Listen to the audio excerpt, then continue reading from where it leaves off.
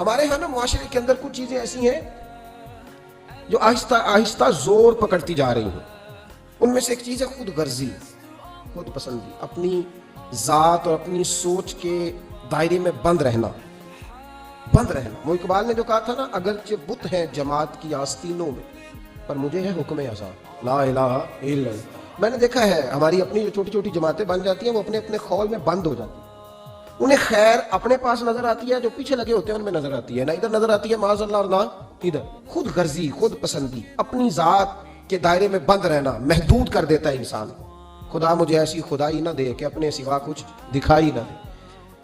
اور پھر اس کا لوگوں نے ایک اور ترجمہ کر لیا ہے اپنے آپ کو سمجھانے کے لیے، اپنی طبیعت کو لگانے کے لیے ایک اور ترجمہ کر لیا. وہ ترجمہ کیا ہے؟ وہ کہتے ہیں جی میں کسی کے ذاتی معاملات میں دخل نہیں دیتا.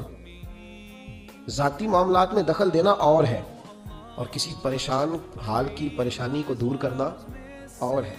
کسی شخص کے ذاتی معاملات میں دخل دینا اور ہے، اور گرتے ہوئے کا ہاتھ تھامنا اور ہے. اب لوگوں نے پتہ کیا کیا، یہ دخل نہیں دیتا، اس کا مطلب پتہ کیا ہے؟ کوئی قرضے میں ڈوبا ہوا ہے تو اس کا ذاتی معاملہ ہے، وہ میرا معاملہ نہیں ہے. کوئی آدمی دکھوں میں گھیر گیا ہے تو کہتے ہیں وہ اس کا ذاتی معاملہ ہے. اب ذاتی معاملے کا یہ ترجمہ کیا لوگوں نے. میرے رسول کریم علیہ السلام نے دین کو اتنا کھول کر بیان کیا، اتنا کھول کر بیان کیا. مسلم شریف کی یہ حدیث شاید اس درجے کی بات دوسری کہیں مل ہی نہیں سکتی. رسول پاک علیہ السلام نے فرمایا قیامت کے دن رب کریم ایک بندے سے فرمائے گا کہ میں بھوکا تھا تو نے مجھے روٹی کیوں نہیں دی. اللہ فرمائے گا میں پیاسا تھا تو نے پانی نہیں پلایا، میں بیمار تھا تو تیمارداری کرنے نہیں آیا. بندہ عرض کرے گا مولا تو کھانے سے، پہننے سے، پینے سے، بیمار ہونے سے بے نیاز ہے، یہ کیسے ہو گیا؟ تو رب کریم فرمائے گا وہ تیرے پڑوس میں جو میرا بندہ بیمار تھا، وہ جو بھوکا اور پیاسا تھا، تو بس تجھے سمجھ نہیں آئی. اتنے بڑے لفظ آپ کو حدیث میں دوسرے، اور صحیح مسلم کی حدیث ہے، فرمایا میں بھوکا تھا، میں پیاسا تھا. اس میں کوئی شک نہیں کہ جب آپ کسی کے ذاتی معاملات میں مداخلت کرتے ہیں تو آپ کو پریشانی اٹھانی پڑتی ہے، لیکن نیکی ہوتی تب ہے جب آپ پریشان ہوتے ہیں. نیکی ہوتی ہی تب ہے جب آپ، توجہ ہے میری بات پر آپ حضرات؟ کچھ باتیں آپ سننا چاہ رہے ہیں جو میں ابھی کروں گا نہیں، میں وقت آنے پہ کروں گا. کچھ چیزیں آپ سننا چاہ رہے ہیں حالات پر، لیکن میں ابھی بات بس اتنا آپ کو بتاؤں گا کہ انشاءاللہ تعالیٰ یہی چراغ جلے گا تو روشنی ہوگی. یہ میں آپ کو بتاؤں گا انشاءاللہ تعالیٰ، اور بڑی خیر ہوگی، بڑی خیر. آپ ہمارے چہرے دیکھ رہے ہیں، طبیعتیں دیکھ رہے ہیں، یہ نور بھرا انداز دیکھ رہے ہیں. اس کا مطلب یہ ہے کہ تیز ترین ہوا بھی کچھ چھتوں کو نہیں گرایا کرتی. بس آپ سمجھ لیں بات کو. تو بس کچھ لوگ اپنے آپ پہ تھوڑا سا کنٹرول کریں، جن کو حقیقتوں کی خبر نہیں، وہ ذرا تبصرے کرنے سے بچیں، اس لیے کہ عالم کی عزت نبی پاک کی عزت ہے. یہ خود رسول پاک نے بیان فرمایا، وہ ذرا تبصرے کرنے سے. بس اتنی بات کہتا ہوں، اور میں دعا مانگ رہا ہوں کئی دنوں سے کہ خاصہ خاصان رسول وقت دعا ہے. تو بہرحال میں کچھ چیزیں ہیں جن کو کسی موقع پر انشاءاللہ تعالیٰ ہم اس پر بات کریں گے. ابھی جو بات کر رہا ہوں آپ صرف اسی پہ توجہ رکھیں، آج اسی کو سنیں، اسی کو سنیں.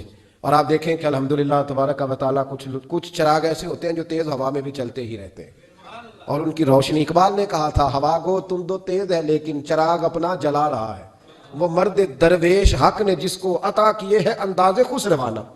تو بہرحال الحمدللہ اعلیٰ احسان ہی کچھ آزمائشیں بتلاتی ہیں کہ آزمائش آئی ہے تو کوئی خیر تھی تو آئی ہے نا، کچھ مسئلہ تھا. تو جب آزمائشیں آتی ہیں تو اس کا معنی ہے کہ حق تھا تو آزمائش آئی. بہرحال اللہ تبارک و تعالیٰ بڑا فضل فرمانے والا ہے. ان مع العسر یسرا فان مع العسر یسرا. بہرحال آمدہ برسر مطلب جو کہہ رہا ہوں آج صرف اسی پہ توجہ رکھیں آپ حضرات. میرے نبی کریم علیہ الصلوۃ والسلام کا جو حضور نے ہمیں جو مزاج دیا، حضور ذاتی، جب آپ کسی کا ذاتی معاملہ لیتے ہیں نا، ہمارے یہاں پتہ کیا حال ہے، وہ پیر صاحب باقی تو ہر معاملے میں مرید سے توقع رکھتے ہیں کہ وہ میرے ہر معاملے میں دخل اندازی کرے. یعنی میں اگر روڈ پہ نکلوں تو استقبال بھی کرے، اور میں چندے کا اعلان کروں تو چندہ بھی دے، میری جماعت کو بھی آگے بڑھائے. لیکن اس کا کوئی مسئلہ ہے تو پھر اس کا ذاتی ہے. نبی پاک نے ہمیں یہ مزاج، میں لاہور میں تھا، سفر جب لوگ زیادہ کرتے ہیں تو تجربہ بھی ان کا بڑھتا جاتا ہے، لوگوں سے بندہ جیسے جیسے ملتا ہے. تو ایک شخص نے مجھے کہا، شاید میں نے پہلے بھی بتایا تھا، کہنے لگا جی کچھ مریدوں کو منع کریں، انہوں نے رکشے پہ لکھوایا ہو سب میرے پیر کی دعا ہے. تو دیکھیں نا، آپ کوئی سوچنے والا کہے گا کہ رکشا ہی ملا ہے پیر کی دعا سے، تو ان کو منع کریں. تو آپ کہہ دیں ذرا، آپ کی بات زیادہ دور جاتی ہے. تو میں نے کہا چلو اس طرح کرتے ہیں، مرید کو منع کر دیں وہ رکشے پہ نہ لکھوائے کہ میرے پیر کی دعا ہے. تو پیر چلو اپنی پجاروں پہ لکھوا لے کہ سارا میرے مریدوں کا نذرانہ ہے، وہ چلو لکھوا لے، یہ تو اجازت ہونی چاہیے نا. وہ تو ذرا اپنی بڑی پجاروں کے پیچھے لکھوا لے، چونکہ وہ تو کوئی کام نہیں کرتا، تو وہ تو یہ نیکی کرے نا. باقی کسی شخص کا جب جو لوگ آپ کے دائیں بائیں ہوتے ہیں نا، آپ کی خدمت گزار ہوتے ہیں، آپ کے ساتھ اٹیچ ہوتے ہیں، ان کے اگر اوپر غربت آتی ہے، پریشانی آتی ہے، آزمائش آتی ہے، تکلیف آتی ہے، تو وہ ان کا ذاتی معاملہ نہیں. میرے نبی پاک نے اسے ذاتی معاملہ نہیں کہا. حضرت ربیہ بن کعب کی وہ حدیث تو سارے لوگ سناتے ہیں کہ وضو کرایا کرتے تھے, تو نبی پاک نے فرمایا کچھ مانگ لے. انہوں نے جنت میں نبی پاک کا پڑوس ہی مانگ لیا, یہ بخاری میں موجود ہے. لیکن وہ والی حدیث بھی پڑھو کہ جب نبی پاک نے انہیں کہا کہ ربیہ تو مجھے وضو کراتا رہتا, شادی کیوں نہیں کرتا؟ حضور نے نہیں فرمایا کہ اس کا ذاتی معاملہ ہے, میں شادی کراؤں گا, میں اس کام میں کیوں آؤں گا, شادی کیوں نہیں کرتا؟ کہ حضور کوئی کاروبار نہیں, کوئی معاملہ نہیں, کوئی رنگ روپ نہیں, اور آپ کی خدمت سے بھی رک جاؤں گا. کہتے ہیں حضور خاموش ہو گئے. اگلے دن پھر پوچھا نکاح کیوں نہیں کرتے؟ میں نے کہا حضور نہ کاروبار ہے, نہ گھر ہے, نہ مکان ہے, نہ رنگ روپ ہے, کون رشتہ دے گا؟ جب میں یہ کہہ کے باہر نکلا نا حضور خاموش ہو گئے, تو میرے دل میں خیال آیا ربیہ تو بحث کیوں کرتا ہے اور ان کو بتاتا ہے جنہیں اللہ نے سارا کچھ ہی عطا فرمایا ہوا ہے. حضور کہتے ہیں شادی کیوں نہیں کرتا؟ تو چپ کر کے کہہ دے محبوبہ جیسے دل کرتا ہے ویسے کر دے, تو آگے سے دلیلیں دیتا پھرتا ہے. یہ بھی کوئی بات ہوئی؟ فرماتے ہیں اگلے دن میں نے ارادہ کر لیا, حضور نے اگر آج کہا تو کہہ دینا یا رسول اللہ جیسے دل ہو کرے. میں نے وضو کرایا, میرا خیال تھا حضور یہاں روک کے کہیں گے, یہاں روک کے کہیں گے, پر حضور نے آج بات ہی کوئی نہ کی. میں دیر تک سوچتا رہا یہاں کہیں گے, یہاں کہیں گے, پر آج حضور نے بات ہی نہ کی. میں پچھتا رہا تھا کہ 2 دن موقع ملا, میں نے ضائع کر دیا. فرماتے ہیں وضو پورا کرا کے جب میں باہر نکلا, دروازے تک پہنچا تو محبوب نے آواز دی. بات سن میں ٹھہر گیا. فرمایا شادی کیوں نہیں کرتے؟ کہتے ہیں میرا تو دل پھولوں کی طرح کھل اٹھا. میں نے کہا یا رسول اللہ جیسے دل کرتا ہے کرا دے. نبی پاک علیہ الصلوۃ والسلام نے فرمایا فلاں قبیلے کے سردار کے پاس جاؤ, اسے کہا اپنی بیٹی کا نکاح تیرے ساتھ کر. کہتے میں گیا, تھوڑی دیر کے لیے توقف کیا انہوں نے, لیکن پھر وہ راضی ہو گئے. میں واپس آیا, سنو یہ جی اس کا ذاتی معاملہ ہے, لیکن نبی پاک نے دیکھا کہ اس کو ضرورت ہے میری, اس کا نکاح نہیں ہو رہا, گھر نہیں آباد ہو رہا, تو حضور نے پورا کردار ادا کیا.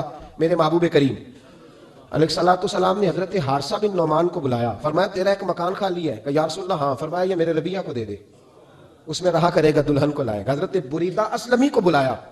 فرمایا کہ کھجور کی گٹھلی کے برابر سونا چاہیے. یا رسول اللہ کس لیے؟ فرمایا میرے اس غلام نے اپنی بیوی کو حق مہر دینا ہے. حضرت سیدنا عثمان غنی کو بلایا, تیسرے صحابی. فرمایا ایک مینڈے کا بندوبست تو نے کر کے دینا ہے. حضور کس لیے؟ فرمایا میں نے اپنے غلام کا ولیمہ کرنا ہے, بکرے کا بندوبست کر. ساری تیاریاں کر کے دی. حضرت ربیہ کہتے ہیں جب میں دلہن بیاہ کے گھر لایا تو میرے دوست یا رشتہ دار مبارک دینے آئے, کہنے لگے تیری کیا بات ہے, شادی بھی اعلیٰ خاندان, ولیمہ بھی, اور کھجور کی گٹھلی کے برابر حق مہر بھی. تو حضرت ربیہ رو پڑے. فرمانے لگے میں تو کالا کلوٹا حبشی غلام تھا, سلام بھی کوئی نہیں لیتا تھا, مجھے مبارک نہ دو, میرے مصطفیٰ پہ درود و سلام پڑھو. یہ سارا حضور کا کرم ہے. کہتے ہیں اس کا ذاتی معاملہ ہے, بھائی سارا دن تیرے ساتھ رہتا ہے, اٹھتا بیٹھتا ہے, تیری نوکری کرتا ہے, تو نے کبھی پلٹ کے دیکھا ہی نہیں, تو نے کبھی اشک شوئی نہیں کی, تو نے اتنا ٹائم ہی نہیں دیا کہ تیرے کندھے پہ سر رکھ کے رو سکے, تیری توجہ ہی نہیں. نبی رحمت علیہ السلام دائیں بائیں والوں, آگے پیچھے والوں کا خیال رکھتے, جہاں جس کو ضرورت ہوتی حضور اس کی ضرورت میں پہنچتے, اشک شوئی کرتے, نبی پاک پیار کرتے. کہتے ہیں اس کا ذاتی معاملہ ہے, میں کیا کروں؟ سنو حضرت جابر بن عبداللہ رضی اللہ تعالیٰ عنہ کے جو والد تھے نا حضرت عبداللہ بن عمر رضی اللہ تعالیٰ عنہ, وہ اعلیٰ ترین احد کے شہید ہیں کہ نبی پاک فرماتے ہیں رب کریم نے خود ان سے گفتگو فرمائی ہے, خود ان سے گفتگو کی اللہ تبارک و تعالیٰ نے. حضرت جابر بن عبداللہ کے والد عبداللہ بن عمر احد میں شہید ہو گئے تھے. 6 یا 10 بہنیں تھیں ان کی, قرضے چڑھ گئے, کاروبار میں نقصان ہو گیا. ضروری نہیں کہ کوئی آدمی دھوکے بازی ہو تو وہ مقروض ہوتا ہے, یہ ضروری نہیں. تلک الایام نداولها بین الناس, اللہ لوگوں کے دن پھیرتا ہے, حالات تبدیل کرتا ہے. اب صحابی پہ کچھ حق کر سکتا ہے, لیکن حضرت جابر کہتے ہیں اتنا قرضہ چڑھ گیا کہ ایک ایک بال میرا قرضے میں ڈوب گیا.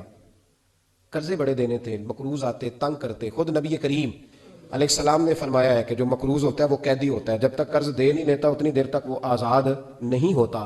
حضرت جابر ابن عبداللہ کہتے ہیں میرے باغ میں کھجوریں پکی تھیں. یہ بخاری میں بھی ہے, کنز المال میں بھی ہے, ابن کثیر میں بھی ہے, امام حلبی نے سیرت حلبیہ میں بھی لکھا ہے, 20 درجنوں کتابوں میں آپ کو روایت ملے. فرمانے لگے کھجوریں جب میری پک کے تیار ہو رہی تھی تو مقروض جب پیسے لینے آتے تو میں کہتا قرضے یہ کھجوریں پکتی ہیں تو دیتا ہوں. یہ ہم پنجاب کے لوگ کیا کہا کرتے تھے, ہاڑی سونی جی, یہاں چاول کی فصل پہ, یہاں گندم کے, ہم نے تو کپڑے لیے ہوتے تھے ادھار دکانوں سے کہ فصل پکتی ہے تو پھر دے دیتے ہیں, کہ کھجوریں پکتی ہیں تو دیتا ہوں. فرماتے پتہ مجھے بھی تھا کھجوریں زیادہ تھوڑی ہیں اور جن کے پیسے دینے ہیں وہ پیسے, فرماتے ہیں کھجوریں پک گئیں, اتاری تو یہ تو 11 گنا بھی اور ہو تب بھی قرضہ نہیں اترتا. کہتے ہیں میں نے دوستوں سے, یاروں سے, رشتہ داروں سے, وہ جو کہتے ہیں نہیں کوئی حکم ہوا تو بتانا, پھر جس دن بندہ حکم بتاتا ہے اس دن کہتے ہیں آج سویرے ہی بچہ پیسے لے گیا ہے, یہ تو 2 گھنٹے پہلے بتاتا تو تیرا کام. ہنس رہے ہیں آپ بیچ بیچ میں سے, 2 گھنٹے پر لیٹ ہیں آپ, بلکہ کئی تو پونے گھنٹے کا ٹائم دیتے ہیں. کہتے ہیں پونا گھنٹہ پہلے تو آ جاتا تو تیرا کام بس, اور جب بھی آپ فون کرو اسے اگلی دفعہ کرے تو پھر شاید آدھے گھنٹے کا ٹائم دے دیں کہ آدھا گھنٹہ ہو گیا تو لیٹ ہو گیا، ورنہ کام بالکل تیار تھا۔ اور ہمارے زمانے میں تو دوستی قائم رکھنی ہے تو صرف اس سے رہ سکتی ہے جسے آپ کام نہ بتائیں۔